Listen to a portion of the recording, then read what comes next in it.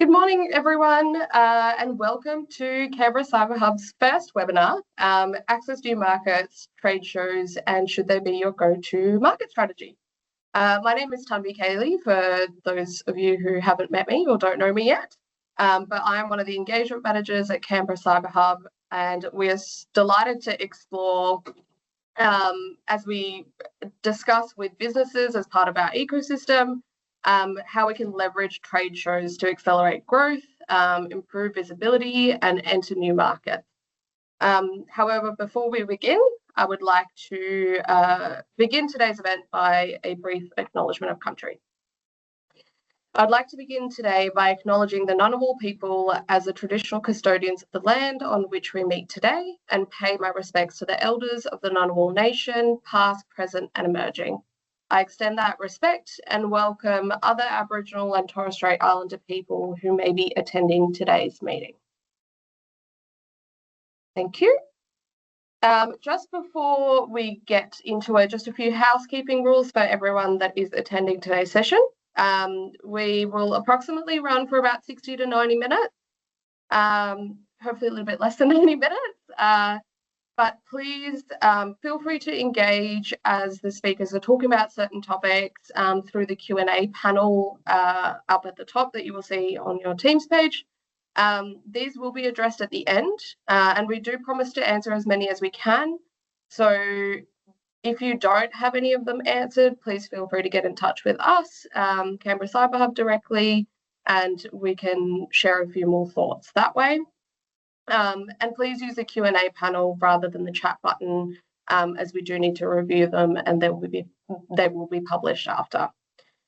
Just for everyone's knowledge as well, this session is being recorded and will be available through our LinkedIn or our website after as well. And with that, I will introduce the facilitator for today's event, which is Karen Schilling, the ACT Defence and Advanced Technology Industry Advocate and Canberra Cyber Hub Director, who will lead the discussion with our fantastic panel. Excellent. Thank you, Tanvi. Welcome everybody for attending. As I said, this is our first attempt at the webinar, so we'll see how that goes. We all know how busy SME people are and how hard it is sometimes to get to live events. So hopefully this is another avenue of information that we can have available. The way we're doing it today, as the agenda says, is that we've got a great panel made up of different people who've had different experience at trade shows, all Canberra-based companies. And so we'll do some moderated discussions and questions for each of the panellists. And then at the end, we will have Peter from the Australian Digital Health Agency do a speech for us there, and then we'll open it up to Q&A. And at the end there, we do want to finish with a poll, so please stay on if you can and give us some feedback about how this session has gone for you and any ideas and suggestions for the future. The first thing I'd like to do is do a speaker's introduction. If I can just ask everybody around, and I'll nominate, just to introduce themselves, who will be answering the questions today. And if I can start with Susan, I'll pass over to you, Susan. Thanks, Karen. Good morning, everyone. My name is Susan McGinty. I'm the founder and CEO of a small leadership development partner organisation called the Asstembly. We partner with STEM and security organisations to help them build more inclusive leadership into their teams and their culture. Thank you. And over to you, Nick. Yeah, thanks, Karen. Nick Chapman, co-CEO of Parbery Consulting. Parbery, we provide professional services to predominantly federal government, but around about 50-50 defence, federal government. Yeah, so very Canberra-centric, although we've got a few people outposted to other states. Excellent. Thanks, Nick. Andrin. Sorry, Andrin. Thanks. No, you're good. Thanks, Karen. Andrin Tomaschett. So I am business development for Infinity Avionics. We're a small startup in Canberra and looking at space hardware, so very different to a lot of other businesses. Excellent, thank you. And over to you, Ben.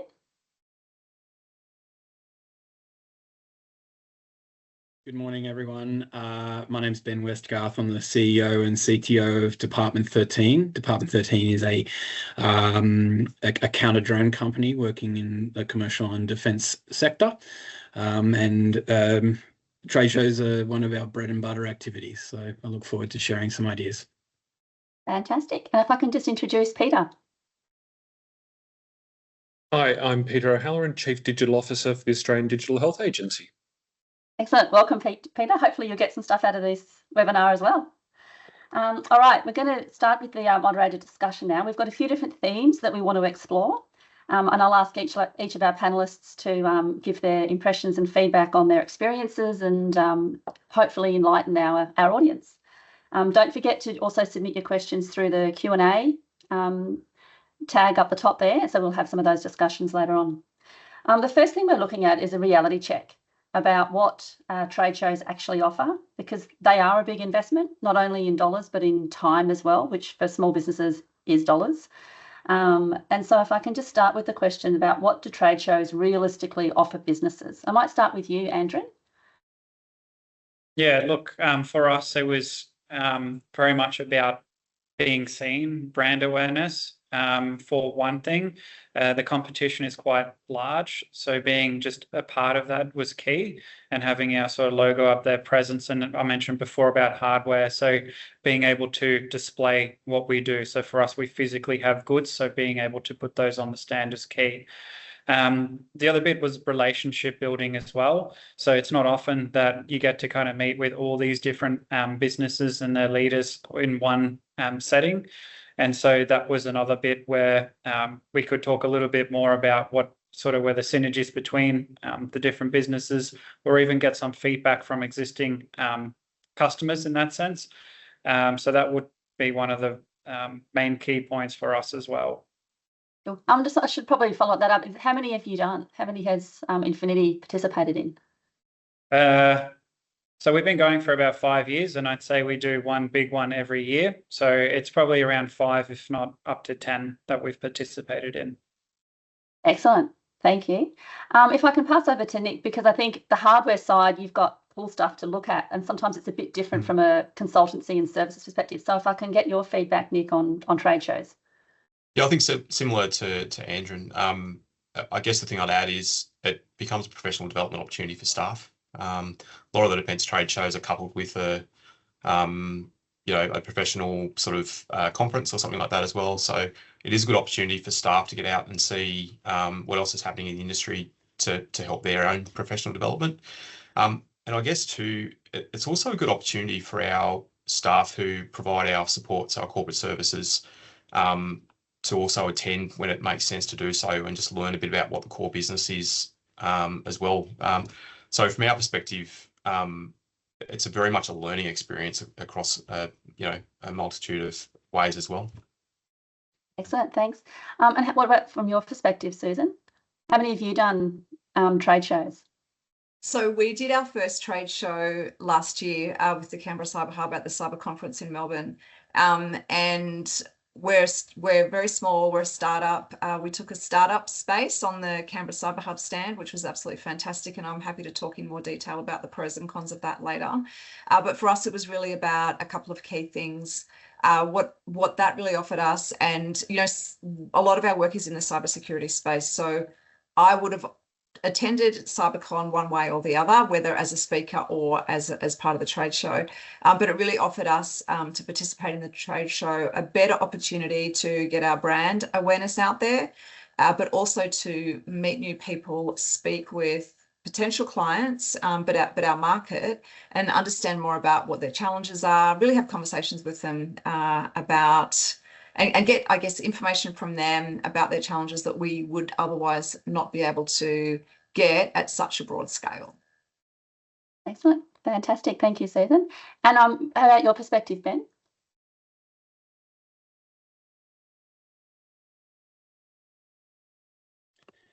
I agree with what everyone else has said so far. the thing I would add is that the value of these organizations, like, don't go in there expecting that you're going to sign a contract. Don't think there's a sale at the end of it. That's not how it works. That's not why you go. It's about building a conversation. And these places are the best place to build that conversation.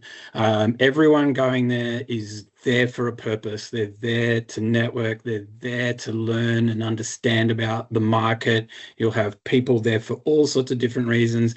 And unlike every other day of the year, where we've got administration tasks to take care of and HR issues and, all of the other little minutiae that go into running a business, these are the times where everyone is open and they want to hear what you've got to say. And that is the best time to strike up that relationship if you make the most of it. Fantastic. Thanks, Ben. And you touched on it there that, you don't go to these trade shows thinking that you're going to get a contract. Having said that, though, one of the Cyber Hub companies that attended the CyberCon the first year did actually get a client at the end of that. So never say never. Yeah, go for it, Ben. No, I was going to say I wouldn't say it can't happen, but I just say I really don't go in there with that expectation. Right. Yeah, but I think one of the other tips there as well is don't go in with no action items to solve, because then you'll get to the end and go, what have I actually done? You've got to go in with an idea of who you want to talk to, and to get the next meeting is the big tip. So you can collect business cards and that sort of thing, but understanding the context and then really trying to get someone in to say, look, when can I see you in your calendar? And trying to get that is the sort of aims that you should have at these trade shows. And also not to forget your business B2B activities and opportunities as well. You've also got potential partners and people with synergies and in offerings and things like that. So it's a real sort of learning experience in terms of understanding the market that you're in and the who's who, and of course doing some looking at your competitors and seeing what they do and what you can do better, and that sort of thing. So I guess the other part I wanted to touch on was, you've all mentioned that, you, like you said, Susan, you would have probably attended anyway. And I guess that's the thing as well, is that there is benefits in just attending too. So I think if anybody has anything in specific that they wanted to talk about in terms of that, understanding when you would just send people to attend versus the benefit of actually having a stand there. I'll throw it open if anybody wants to jump in for that one. I'm happy to start with one consideration is around cost. And I look at, what we've got ahead of us this year at Land Forces in Perth. Getting people across to Perth for Land Forces is a very different logistical challenge to get someone up to Sydney, for example. We did InnoPack at Sydney last year. It was really easy for us to just take a carload up from Canberra. So for our staff that weren't client facing on that particular day, jump in the car, attend, learn, see what happens, head home that night, pretty cheap. Getting people to Perth is a whole different thing, whole different airfare challenge. So, that's one where we actively consider just sending a couple of people to walk the floor. I'm actually doing a bit of a test. There's another one in May, Indian Ocean one in May, which I'll go over just by myself and just test, walk the floor, see if that works before we fully commit to a stand later in the time. So I think we'll probably touch on ROI, but, can you actually get that value? Melbourne's a different thing again, That's really forced us to consider a lot of what we're talking about today, considering Land Forces issue. Thanks. Okay, all right. I'll move on to our next theme now. What we're looking at is the readiness that you need to be as a company, and also choosing the right trade show, because there does seem to be more and more trade shows coming up. First of all, there was the classic defence one. Now there seems to be all these cyber ones, and now there's going to be AUKUS ones and space ones and lots of different opportunities. And some of them, sometimes they feel a bit like a money-making sort of trade show rather than actually that connecting with your ecosystem. As we said, there's certainly an investment. And so I guess the question I wanted to touch on was, what process do you use to qualify whether the trade show is right for your business? Perhaps I'll start with Ben for that one. Yeah, sure. It's a really complicated. Last year, I personally went to about 10 trade networking events, and that's not all the events we went to as a company. This year, I've already got 6 in the calendar. We've had some time now to know which ones a bit better and which are the money-making ones. And let's be clear, there are money-making ones where the price is high. They don't put enough money into, they don't put enough effort into bringing the right people to the event. So it's important to realize what you're going into. It's a privately run exhibition network function that's being run by some company. Now, if they've done their job, then they should be bringing relevant people to it. They should be providing a receptive environment where you can engage.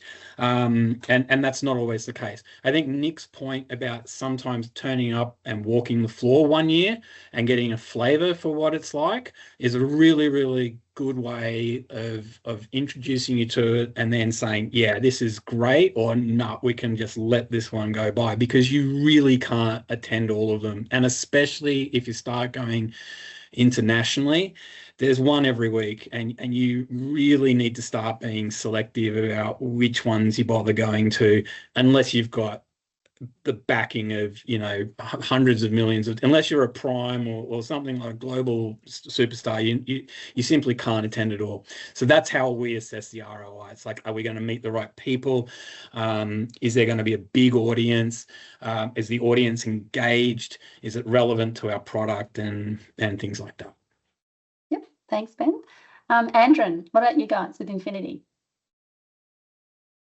Yeah, so I think you do have a look at what is out there, and it comes back to cost and putting together an overall sort of business case for it. For us, we also have a look at one in terms of our customers, and again, we'll always have conversations in the background of, you know, do we need to meet with these people? Is there something strategically we want to announce, and where might that be the best sort of event to do that at? And sometimes it's led by that rather than the conference itself, because there are so many and so many opportunities to kind of display. But yeah, I think for us with the hardware, again, logistically, it's been tough to attend and display from an export perspective as well, even for models and things like that. So I would say that there is a bigger opportunity there to just have otherwise key people from business to attend and rove, rather than getting the whole organization. And that's again where the cost bit comes in. So I would say it's a complex process. It's doing research ahead of time and going through and putting together a business case of why which conference is kind of the thing that we want to attend. Yep, fantastic. And if I can ask you, Nick, because I think when you do, you know, your consulting and strategy type services, your customer base is probably a lot more varied. So how do you guys make that decision?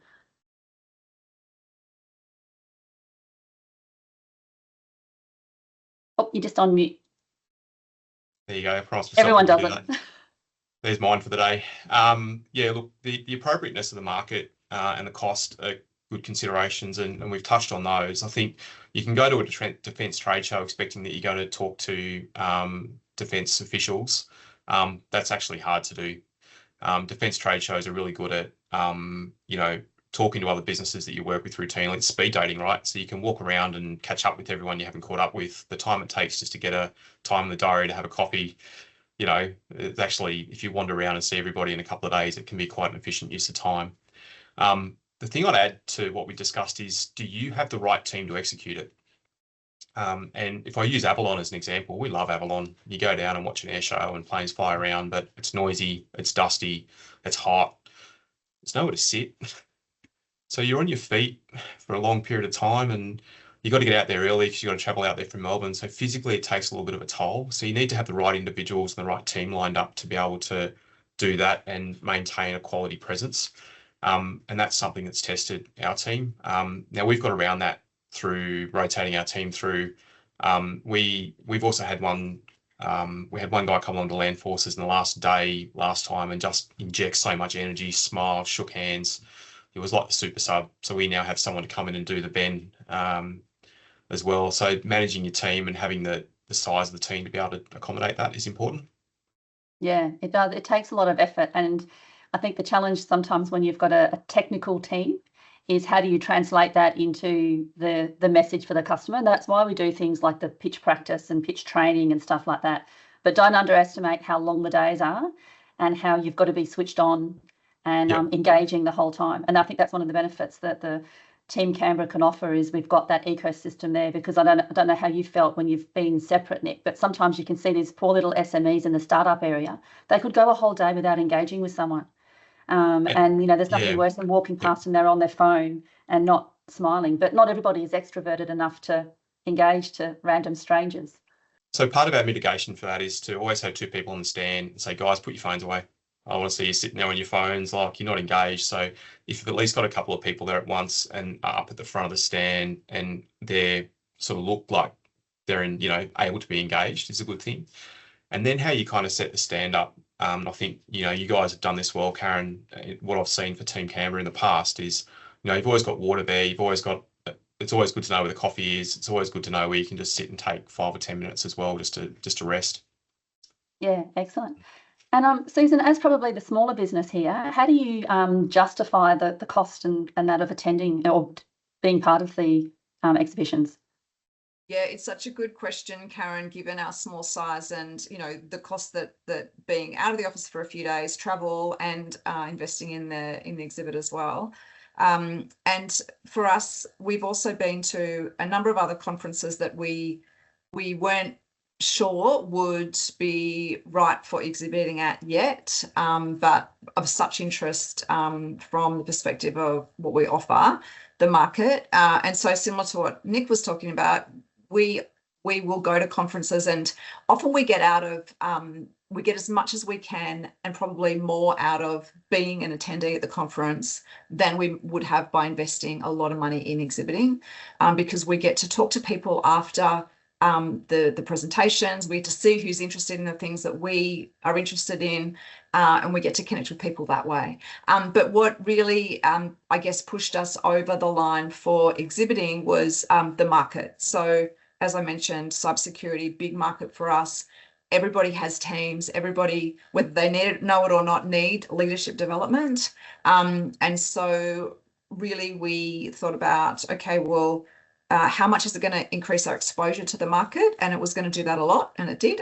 Are we going to get new connections out of this? Are we going to learn from this? And are we going to have fun? And we did achieve those 4 things. And we managed to, you know, we've got some medium term ROIs in the pipeline, a range of different things though. And, you know, and potentially some clients we've gotten out of it as well.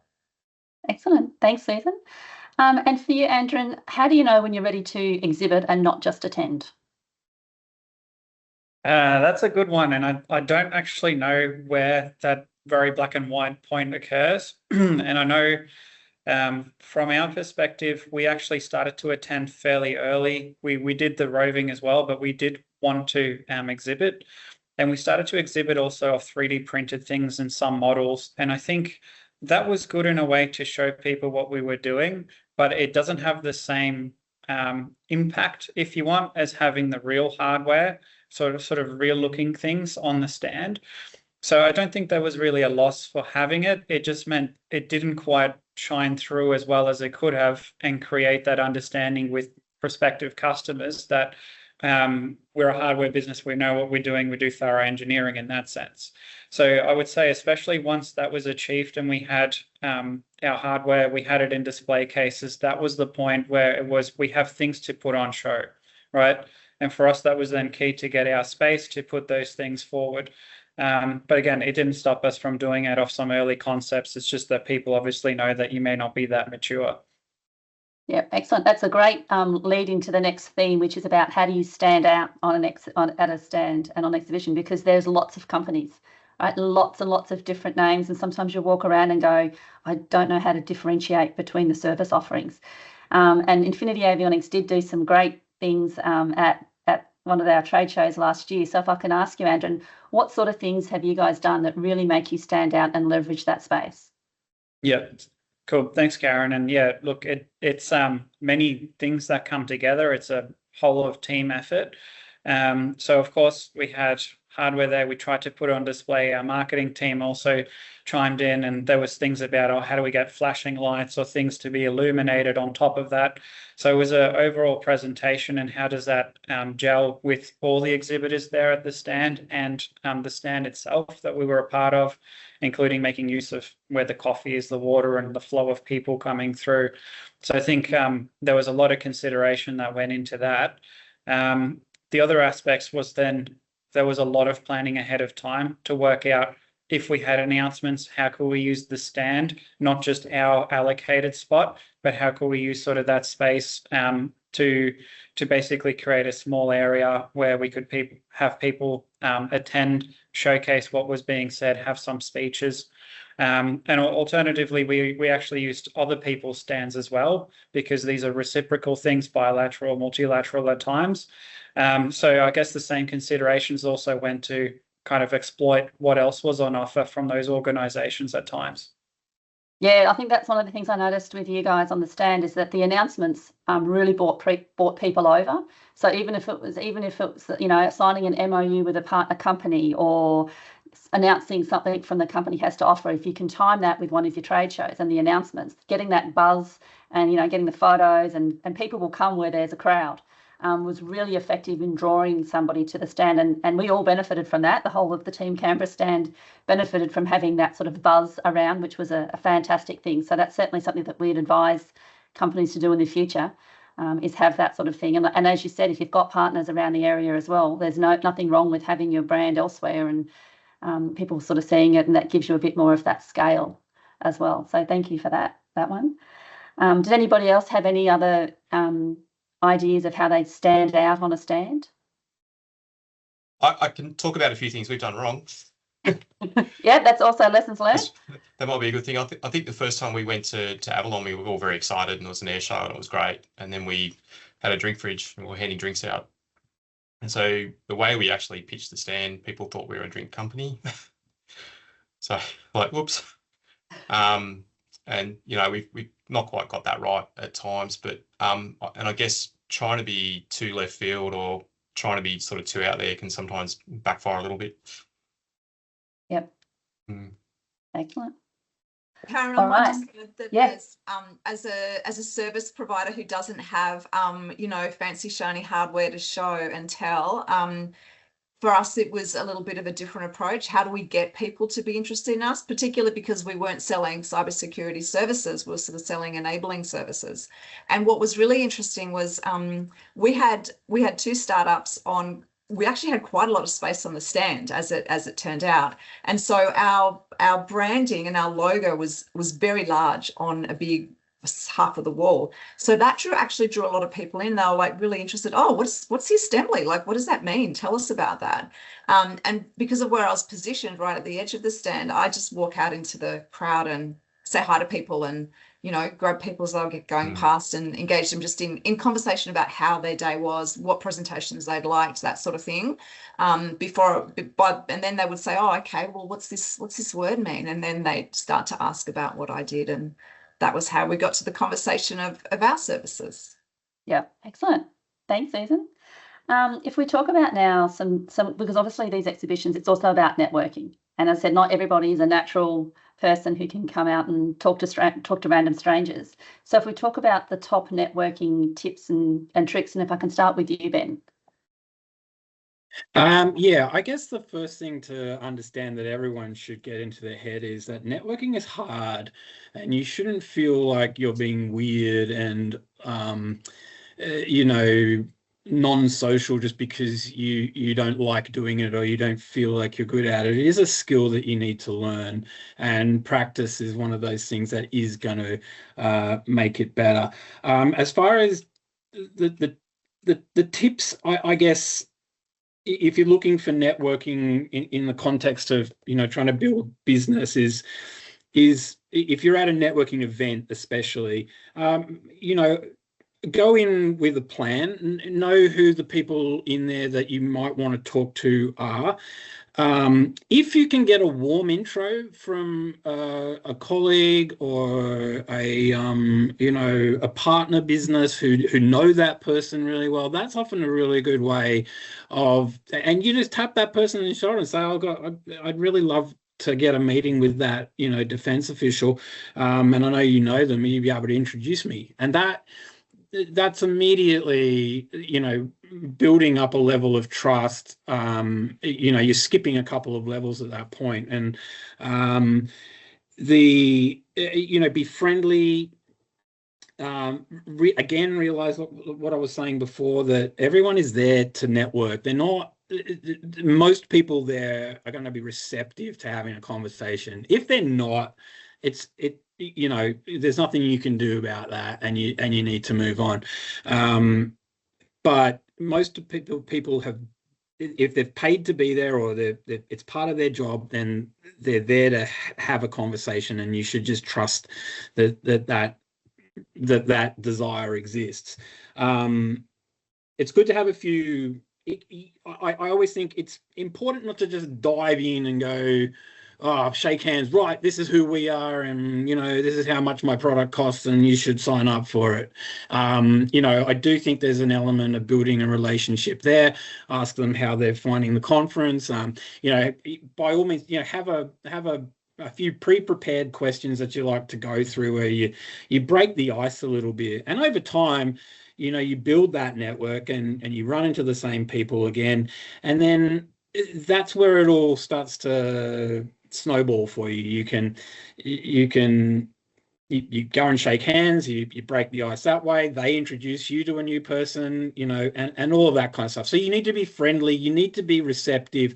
If you're not, if you're just sitting there going, I just wish I was at home, binge watching some TV show, it will come across. People will pick up on that. Where humans are very, very good at reading subtle body language cues, and if you're not there to engage, it'll be hard. But I'd say the first step is the hardest. If you've never done networking before, aim to go in there with the person you do know, and have a conversation about how you're going to try it beforehand. And every event you go to after that will start to get easier, but you do need to engage positively. Fantastic. Yeah, thanks, Ben. And I think one of the things I always say with the ACT is that it's so small that we all know each other. And then you put defence on top of that, and that's even smaller, and we definitely know each other. And I think that building that trust, and that knowing that you're a trusted person and not a salesperson, is really important. So understanding who else is on the stand and what their capabilities are is great. And then asking, I've seen people very effectively ask before they go on to their sales pitch, they actually say, what are you looking for? And then you can actually work out what you're going to talk to them about. Or it might be that they are not a potential customer of you, but they could be of somebody else. And by actually referencing and cross-referencing or introducing to somebody else, that's where that snowball effect does happen, because they go, they weren't just a typical salesperson. They're actually genuinely interested in what I was looking for, and they knew not to waste my time.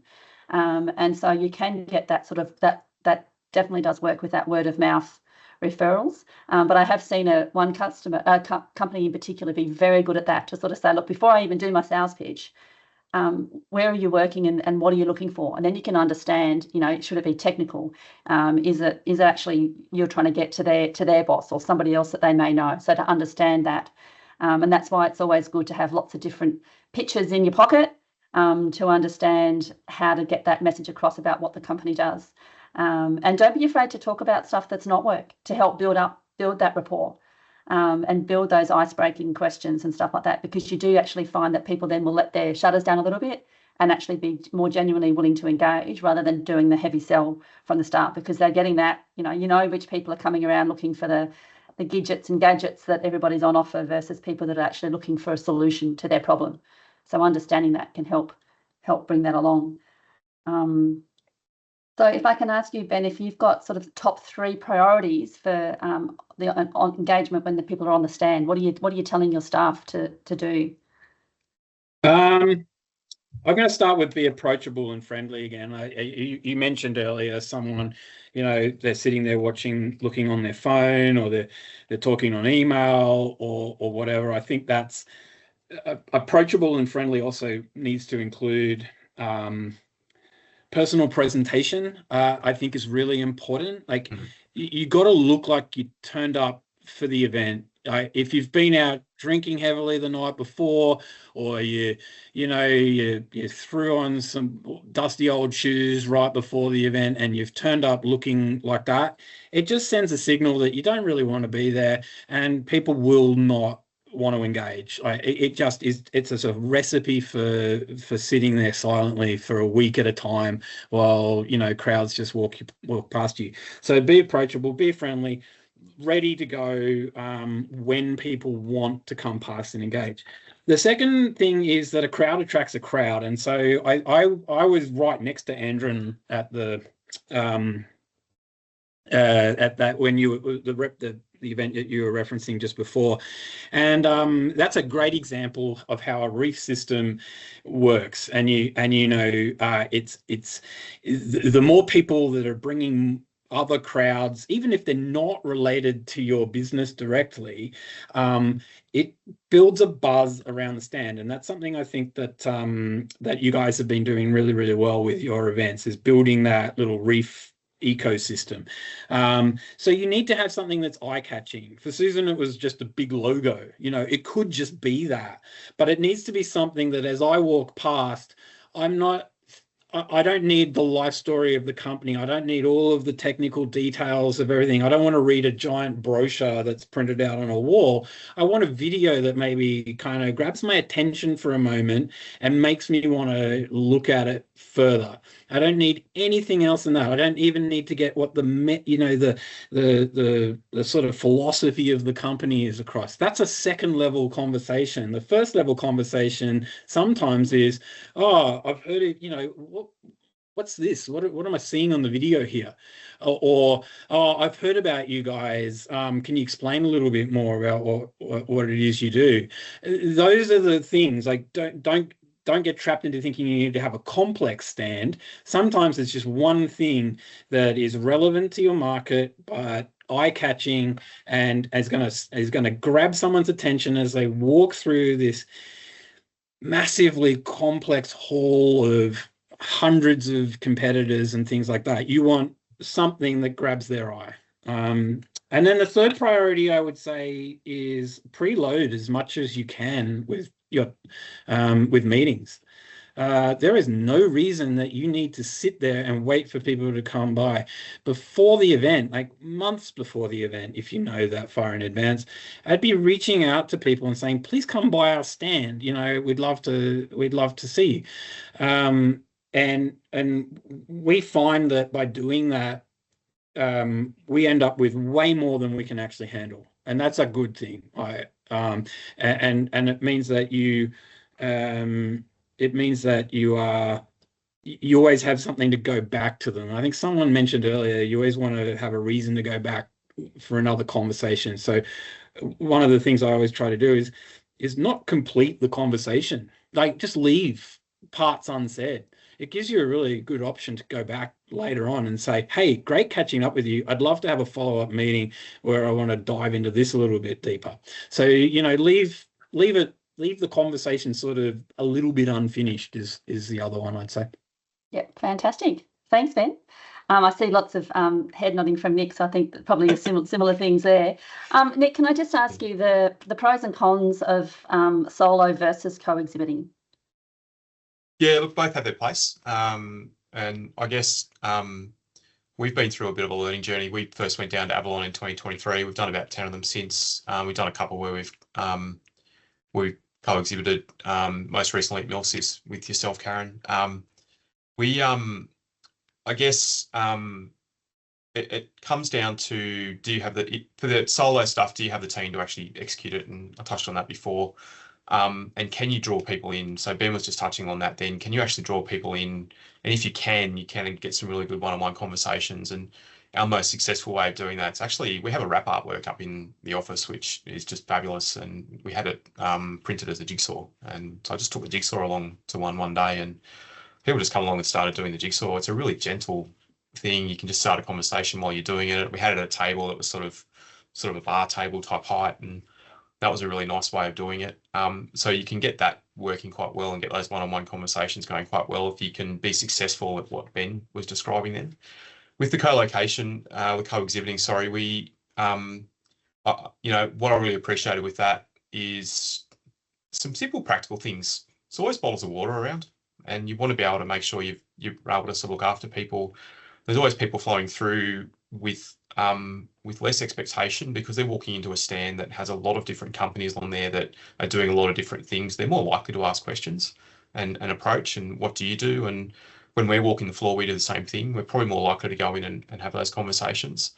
And then the benefit of that too is staffing it's a lot easier. So Milsys in Canberra was a great example of where we could just roll people in and out depending on client commitments, you know, 1 or 2 at a time. Whereas if we're traveling, we've got, you know, 3 or 4 we want it on the floor at a time. And I think the networking engagements too, I mean, you know, you brought groups through, there were some senior defence officials that come through. Actually, that was good. What was really good was that they were followed by their EA and their EO and a few other staff officers, and that was the really valuable conversation, because then we can talk to them and go, hey, how do we get in touch with your office? Can we come out and discuss this later? You know, what about the new year? Can we just give you a shout? And so that was quite a benefit, and you don't really get that conversation going when you're doing that solo exhibiting either. Yeah. Yeah. Yeah, that's always the challenge. So what I would say is the VIPs are great for the senior defence VIPs are great for the social media and the photos. Yep. But yeah, understanding who their followers are and their EAs, because they're the ones that are holding their diaries and will take the business cards and schedule in the upcoming ones. Yep. So understand that, and also being aware of their time limits. So there's nothing worse than seeing some of your senior VIPs sort of getting railroaded into a company's stand for so long. So being very aware of their time limits and understanding that you don't want to take too much of their time, because then they're more likely to come back next time. And certainly Team Canberra has really tried to do that with a lot of our VIPs, is they know that when they come to Team Canberra, we're going to really get them through. And sometimes it's quite harsh, and I do apologise for when I have to rip people away and not see everybody, but we want to maintain that relationship with the VIPs, that they know they can come here and we'll help keep them on their very tight schedule. We are running out of time, but I just wanted to touch on and ask the question for everybody about how you do measure ROI from a trade show. If there's any hints and tips, and if there's a template that you've got, by all means. But if I can start with Andrin. Sure. Look, I was going to go back to maybe the networking as well, because for us, like I said, there's a lot of planning that goes into the event first so that we can reap the benefits from the conference. And that's in terms of closing some deals or collaborations. And so even for networking, 2 things we do is, even if it's a short conversation or so, at times we just plant the seed so that at the next conference or the next encounter, we can continue from there. Even at times, if we don't fully quite know what the synergies are or so, it's a long-term game, and we find that really plays into it. So when we look at ROI, that for us is, even though there's no real measurable outcome just yet, it's a key thing of who we've connected with and how we can build that. Another thing that we measure is about giving back. So we don't always go to network for our own benefit. We try to connect other organizations as well, or people we work with that we see, because we find out other details as well. And that at times actually comes back months or years later too, where we get wrapped into a consortium or something else. And that's been a key sort of thing that we found works really, really well, and also can make the networking flow a little bit more, because you're not trying to get to an outcome or anything like that. I'm just saying those are a few things that we look at in terms of ROI. And then obviously in terms of the conference itself, we look to have those announcements and those kinds of things. We gauge at, you know, how many people sort of attended, what was the impact, and then how do we proceed out of that.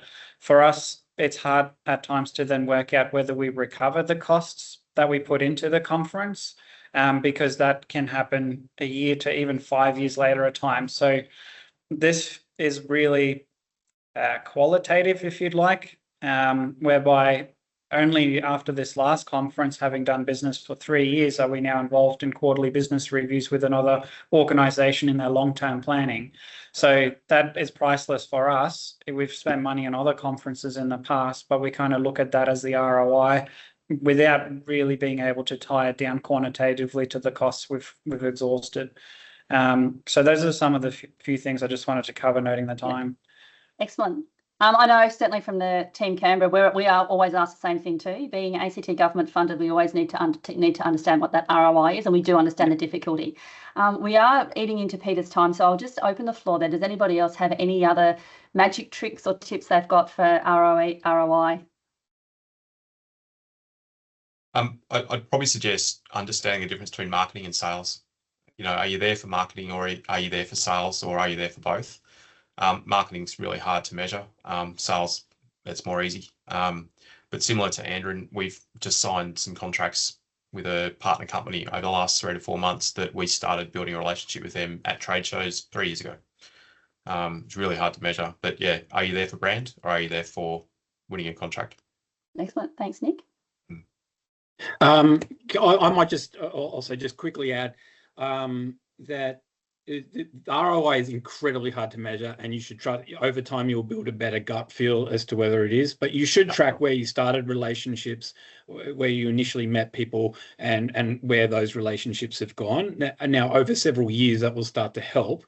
But the other thing here is that the ROI on these events really does come down to what you make of it. There is you can spend $5,000 getting into an event and getting a seat and get $0 of value out of it because you sat there on your phone, or you could get hundreds of thousands of dollars out of it because you struck up really important relationships. But it doesn't come without effort, and that's where I think the real thing comes down to. Excellent. All right. Thank you very much, everybody on the panel. I do want to remind people we've got Q&A afterwards, so if everybody can hang around, that would be great. And now I want to pass over to Peter O'Halloran from the Australian Digital Health Agency, who will share some lessons from the Digital Health Festival and some broader market insights. Over to you, Peter. Look, thanks, Karen. Lovely to be here with everyone today. I just thought I'd give you a bit of background about what it's like. I've been a CIO or CDO in health for public health for the last 15, 20 years, and give you a bit of an idea of what an average day is like for me in terms of cold sales approaches. So any given week, I'll get 40 plus cold sales calls, and I'm lucky I don't get very many anymore. It's wonderful. And increasingly they're AI generated. They're so generic. They're terrible. They just get deleted out of hand. They don't get referred on to anyone. I just trash them straight away. I'll get about 10 reach outs from people who've actually put some effort in. And that's either traditionally people I've met through either reaching out to them directly or through trade conferences. Majority of those are actually ones I've reached out to and met at trade conferences, and they're the ones every time we put effort into looking at, is it a good fit for what we need and where it goes. So what I would say is the number one thing is, as everyone else has been emphasising, building that relationship. If you want to get past my colleagues and I being the first person to hit the delete key, is build that relationship. Don't send us a generic AI type thing that is what you often see, and trade shows really are the number one way to get a lot of those linkages. So they really are effective. In terms of trends in digital health at the moment, it's an interesting challenge. Obviously, the requirements, health is still getting to grips with the SOCI legislation. And what you will find is increasingly my team through the Digital Health Agency are imposing greater cybersecurity requirements on healthcare providers through our software conformance processes. Money is tight in healthcare in all states and territories. They will tell you that they are all broke. Some of them might even be telling you the truth. What I would say, however, is there are currently multi-billion-dollar investment programs currently underway in New South Wales, Tasmania and Western Australia, rolling out big hospital EMR solutions. So money is tight in healthcare, but there is a lot of money going into digital at the moment. If you're trying to sell into those markets, it's important to know which ones of those are centralised, done through the core part generally of their health area, and which ones are decentralised. So New South Wales and ACT are centralised, whereas Victoria, for example, is very decentralised, and that often makes it easy to get a foot in the door. And also the number one thing that I always like to know when someone's approaching me is, are you on a panel? How can they buy from you easily? Those type of things. It sounds silly, but it's the number one thing I go looking for straight away when I'm talking to someone once I've gone, this is something I'm interested in, is I've already jumped the next 3 steps. If we do decide to go down this path, how do I do a procurement? You being able to tell me you're on this government panel or on that process or whatever, or you've teamed up through this prime, is always useful to know.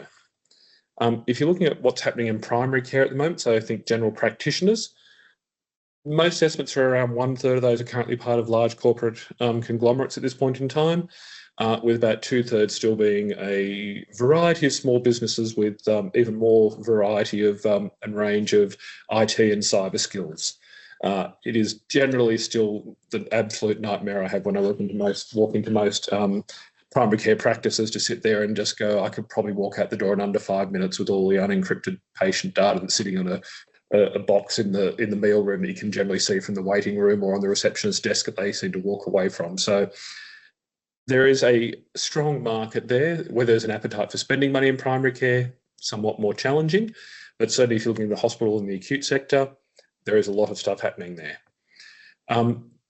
You've all seen the same reports I have, so based on which one you've read in the most recent time and who spammed you the most, healthcare is either the most targeted sector or in the top 3 based on which way you slice and dice it. Either way, it is continuing to be an area that is targeted. Most clinicians you will deal with are completely allergic to any basic cyber hygiene. They hate it with a passion, and will do anything they can to find a way around it. The thing also to understand is hospitals are very different beasts, and particularly say here in Canberra, where we've probably got the most digitally enabled healthcare or hospital system in the country. The endpoints these days are not generally a computer or a telephone. So if you think, what's the last 5-6 years ago, University of Canberra Public Hospital was opened by ACT Health at the time. Over 80% of the network ports in that building, and it's 140 beds plus, over 80% of those network ports didn't have a computer or a phone attached to them.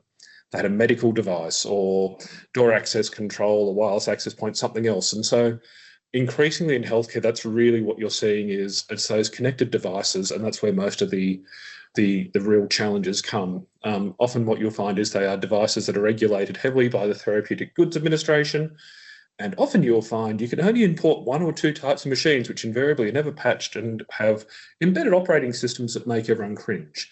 And so there is a real market there where healthcare is still not coping well with how we deal with some of those connected medical devices.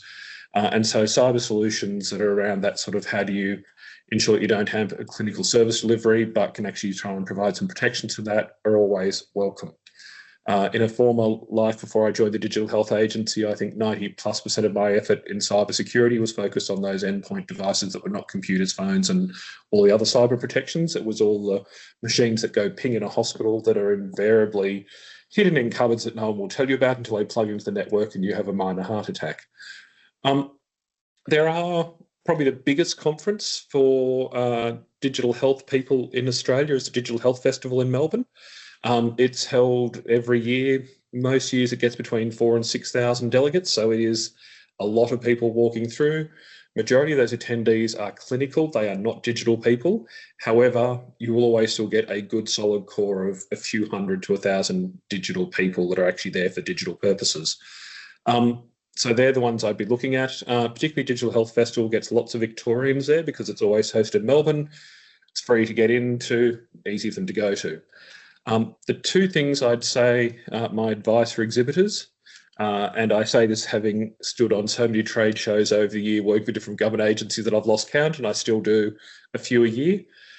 My number 1 thing is please think about your shoes. It sounds really silly, but the amount of time I've stood on hard concrete floors with like about 3 millimeters of pretend carpet on top, after you've done that for 12 hours, it's very hard to walk or even do anything. So I always love it when I end up on a booth that actually has a false floor, but they cost a fortune. So normally I just get to the end of the day, collapse in the hotel and go, I'm not doing that ever again.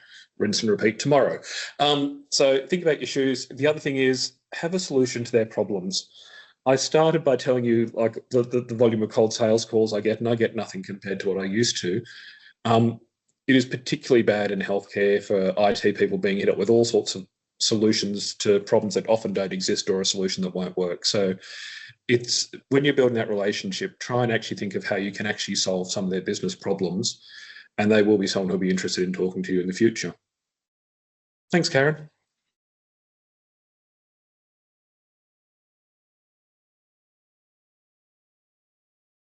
Excellent. Thank you so much, Peter.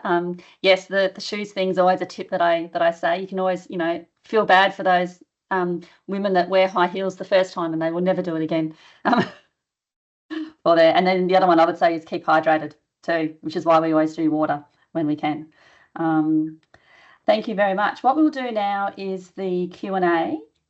So I'm just going to see if we have some Q&A, some questions there. Just coming up here. Okay, we've got a few here. So the first question is, what are buyers in regulated or adjacent markets actually looking for at trade shows? Does anybody want to delve into that one? I'll go for that one. I think generally agencies that are, the buyers in those sorts of markets are at a trade show are specifically looking to compare competition. They're looking for what solutions exist in the market. They're looking to understand the landscape and have meaningful conversations where they can compare and contrast those things in a short period of time rather than having, a dedicated, sales meeting 1 month and then another one another month. And so it's like a quick, what's out there. And, in that kind of market, I think that's where you really need to understand very clearly whether you need to be there, because that's at a lot of the time, those fact-finding missions you want to be part of. Yeah, excellent. And I think the key there is that regulated market. So I think understanding what regulations exist, the worst thing you can do is pitch a solution to a problem that you haven't understood the regulations, whether they be environmental or, as you mentioned, the TGA, things like that. So really doing your research to understand if there are any regulations or legislation that actually surrounds the solutions that you might be offering. Interesting question here. I should have started with this one because everybody always asks this. What's the best tangible gift or merch that you can do? Everybody talks about merch and everybody rocks up with their big boxes, and we all know that there's the hidden merch behind the cupboard that's only for the people that, are very important. So who's got some tips on what's worked or what hasn't worked? I can offer one up. I actually don't want to, it's a little secret of ours, right? Might be commercial in confidence, but no, the thing that's worked best for us is actually little glasses cleaners. So one of our crew helping to organise one trade show about 12 months ago. Yeah, come up with these glasses cleaners with our brand on it. So if I'm talking to someone with glasses, like here, I've always got them in my pocket. They don't take up much space. They're light. They're easy to transport. That's been our best one. Awesome. Thanks, Nick. I'm going to say anything that's useful. And what I mean is I avoid trinkets. They end up in the bin because you've got too much on your desk. But a pen is great and it should be aimed for a pen that people are actually going to want to use, and it's not going to just bust open on them the second they do it. Things like that. Notebooks are great with your logo emblazoned on the front, and every time someone then picks up a pen, takes notes, which everyone does, they see your name right there. You get people coming through that just come through and take it, fill their bag up, because that's what they're there to do. Especially young ones come through, right? Particularly at places like Avalon, they'll get young, defence cadets or something. So I always like to make them stop. Wait, come back here. You just taken my pen. At least come back and introduce yourself to me. What's your name, mate? What do you do? Good fun, bit of sport, good networking practice. Yeah. We've actually thought about for the Team Canberra stand or something like that, having like a little scavenger hunt where you've got to actually go and get a stamp from particular stands and talk to them before you actually get a gift. Nice. That sort of thing. Another question here, where should businesses spend their money on and where can they save on a trade show stand? I have to say that the only way we could really afford to participate at the Cybercon trade show was with the Canberra Cyber Hub. And so I know that not everybody, has the opportunity to be part of a big stand like that, but anyone in Canberra does if they want to join the Team Canberra stand. So plug for the Team Canberra stand. But I think that was a big thing that made it manageable and affordable for us. And not just the money, but the support and all. I mean, you guys did all the logistical planning, organisation. It just made it so easy.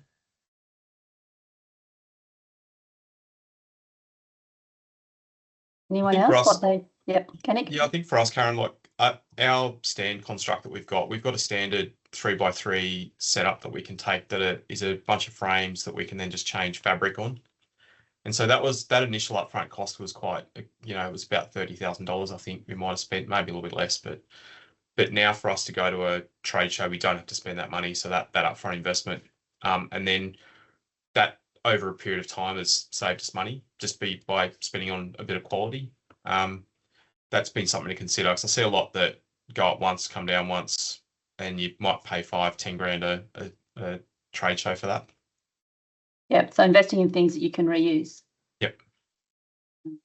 Great tip there. There's a question here specifically for you, Peter. So I'll read this one out. You talk about solutions to problems and the variety of devices that are connected now in hospitals. In order to provide an assessment or be in a position to offer potential solutions, you generally require access or understanding the devices for the assessment. How can someone obtain access to any of these devices to be able to determine whether they might be accessed and secured? Look, that's a great question. Some of them is proof of concept trials, which always make me cringe, I must admit, worrying about what was coming into the network and what people were doing with it. But I know many hospitals do that as a free way of trying to discover what's there. Realistically, what you'll find is if you look through most of the various services contracts being published on AusTend of the federal government, or like Tenders ACT and so forth, the outcomes, you can often see the medical devices that they're buying. If you Google it, you'll often see the hospitals even talking about online what they've purchased and how they do it. In the ACT, there's a list of all the devices that are used in the hospital, because it actually has to be cross-checked to make sure it's compatible with their electronic medical record system. So there are ways you can do it. There are also a whole lot of other publications out there of what are the common medical devices in hospitals. What I would say is whatever the health service or hospital tells you they have in the network, the reality is probably 3 to 4 times the size minimum. And that's if they've already done work to clean it up, because no matter what you do in terms of sort of tying down access, the network and ports and all those things, stuff still comes out of the woodwork. Clinicians are amazing at hiding stuff under the bench that comes out once a year for that one special patient who needs it. And woe betide you're the person who says they can't actually connect it and use it. So there are a few things, but also the hospitals can often tell you. Ask them, they'll often tell you what the most common ones are. And look, there are 2 or 3 versions of vital sign, like blood pressure, cuffs and temperature and those type of things, systems in Australia. There are half a dozen ones for ECGs. Like, it's not that many people in the market. Yep, excellent. Thank you. We've got a question here, and we did touch on it in the topics about how long should businesses wait before judging whether a trade show was successful. Certainly some feedback we got from CyberCon, and it's the same for defence as well, is sometimes people will look at seeing whether someone's around the second year. So there's so many in cyber, there's so many new entrants to the markets. Some of our companies found that they said, oh, I remember you from last year. And that actually gave some kudos to the company, because basically after 12 months, they're still around. So not everybody has that. So there is certainly that thing. But as anybody else mentioned, it could take a few years. But anybody want to comment on the fact that it does take that time to judge? Look, and I didn't make any comments earlier when we talked about ROI. It absolutely does take time. I think particularly when you're a service business and you're building trust and relationships with potential clients or just people. But what we actually got out of CyberCon was fantastic, because I met someone who we're looking at collaborating with to develop some new IP for us, which is going to be actually take us to the next level of being able to service our clients. And we had a number of people who are interested in collaborations, in partnerships, and in purchasing our services where conversations are underway. So I think there's a lot of people we spoke to that, we've had further conversations with, may or may not progress, but that's part of that's just part of marketing and sales, isn't it? Yeah. But we certainly approached thinking of it as a medium to long-term game plan, and then we come back next year and we come back the following year, and we just have great conversations and see where it leads. Yeah, and I think one of the other things that I've seen work successfully as well is you've got all the people in the same spot. Most of them, some of them are travelling in. There's nothing stopping you making meetings outside of the actual event. So if you've got your office located there, even better to invite them to the office. You know, I've seen people do sort of tours of the office if they've got cool stuff to check out and they're in the location. But there's nothing stopping you having a meeting at a coffee shop, you know, before for breakfast the next day or something like that, because it can get quite busy when you're seeing so many people at the one time. But, you know, take advantage of the fact that you've got different people, or if you could host a round table with some potential customers or clients or collaborators, just trying to make the best and the most of actually having that location, and being in that location is another thing to look at there. Excellent. We seem to have answered the questions, although I do have one more for each of our panellists as well. As part of the wrap up, would really appreciate a quick final thoughts on something. If a business is unsure about whether a trade show is right for them at the moment, what's the one question that they should ask themselves before committing to it? And if I can start with Andrin. Okay, no pressure. I was just going to say, flip it the other way and just ask, what's the value of, what's the consequence of not going? So I don't know, that's just straight off the bat, to maybe understand what could be the things you miss out on, the people you won't see, for example, or some of the things that, other customers might be looking forward to. Fantastic. Nick? I think you've got to ask yourself whether you've got the time, the energy, and the patience. So all marketing takes that, you know, and do you actually have that to make it successful? Yep. Thanks, Nick. Ben? I sometimes when you've got hard decisions like that, I always like to try to bring it back to the business plan. You know, what's your business? What's your goal? What's your business goal? And does the trade show align with it? You know, there's a lot of ways to maximize the value, but you do need to have a clear connection all the way back to what you're trying to achieve and how you're trying to grow, and does it service that? And if it does, you know, then you try to make it happen. But there's so many things to consider. It's a hard question actually to say there's, you know, the one thing to do, but I always try to tie it back. Is this actually going to drive the business forward? Yep, excellent. Susan? Oh, look, I think I'd really reiterate what both Ben and Andrin said. Is it just something that you're going to, you know, flippantly do, or is it a real part of your strategy? Are you really going to achieve your strategic goals or contribute to them or grow towards them by participating? And the other thing I would add is what opportunities can you try to envisage and identify what realistic opportunities you'll get out of it? And do those opportunities then, you know, make it worth the investment of time and money? Yep, excellent. And Peter, what do you think about this question?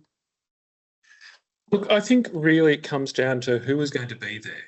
Have the conference organisers got the right people for you there that matches the direction you're going in your business plan? Because if it's the wrong people, you can do everything else right. You can spend a huge amount of effort and money and you achieve nothing. So it really comes back to what are you looking to get out of it, and is it the right people? And that's often the hardest answer, to get an honest answer from some of the conference organisers. And often I've found it's the experience of knowing which ones bring in the high quality people versus which ones bring in the ones that are not the ones you're targeting. Yeah, because unfortunately these conference organisers will ask for a commitment before they've published the agenda and the VIP list. So it's a real catch-22. And something that actually wasn't brought out was, and something that's been quite successful before, especially in conferences like CyberCon and some of the defence ones like Milsys, is get a speaking spot. Some of our companies have had so much success by actually being a speaker. And if you know things like CyberCon, there's lots of opportunities. There's literally hundreds of opportunities. But get people, and again, counting on their professional development, if you can have someone pitch something or talk about something, that creates that brand awareness in the head, in their mind of the people too. I think everybody was talking then about, you know, if it fits into your strategy. There's a term I like to use is, you know, is it in your sandbox? So understanding that just because you've been given an opportunity doesn't mean you should accept it. It's sometimes what you say no to. So just being really critical about, is this where we're looking at growing? Is this the area that we're going to develop in? Not just because you've been given the opportunity, because as we've said, there are certainly lots. Another sort of a quick question for Peter. Why would people look at doing health as the industry to grow in? Do you think there's benefits of that over other critical infrastructure sectors? I think there is. I think it's also probably a long-term investment. A lot of the other critical sectors for critical infrastructure have been doing these things really well for a long time, or have been on that path for a long time. Healthcare, I would say, honestly, has only really taken cyber seriously in the last decade and actually started doing anything in the last 5 years of any real value. It sounds horrible to say it as a patient of a health service. Occasionally that scares living daylights out of me. But there is a huge amount of work that needs to be done there. There is a huge appetite to improve the security. And realistically, governments are, whether it's state and territory or the Australian government, are all cracking down on cyber protections in healthcare. So the health services will need you, even if they don't realise it, that they will yet. They will need you. Yep. Fantastic. Thank you so much, Peter. All right. I'm now going to hand back to Tanvi for a bit of a closure there. We do have some announcements coming up for what we're doing, and please stay on the line for our survey afterwards. We do want to make sure that these things are worth the time for you guys to engage as panellists and attend as attendees. Handing back over to Tanvi. Thanks, Karen, and thank you to all our panellists today. That was really, really good to have so many different perspectives in trade shows, and especially in how to access new markets from you, Peter, as well. So yeah, thank you so much again. As Karen mentioned, we do have a few events coming up, so I just wanted to briefly mention a few trade shows, given it's a webinar about trade shows that we are participating in. So Digital Health Festival, where Peter was just talking about, being one of the largest events in the digital health industry. We are going to be attending that in May, which will be in Melbourne. The EOIs will be shared via our snippet next week. Tech and Gov as well, which is in Canberra in August. EOIs will be again shared in the snippet there as well next week. Land Forces, we are going as Team Canberra, which we're super excited for in Perth. And as Nick said, it is a bit of a long way away, but it'll definitely be worth a trip out there. There are no EOIs yet, but keep your eyes peeled for that one. That will be out shortly. And then CyberCon, again, we're attending in October in Melbourne. If you have any questions regarding these trade shows, feel free to contact us directly. And also there's a QR code which shares all other events outside of trade shows as well that we have upcoming this year. And that's about it. Thank you again, and we will launch the poll shortly, and I hope to see everyone at the next event.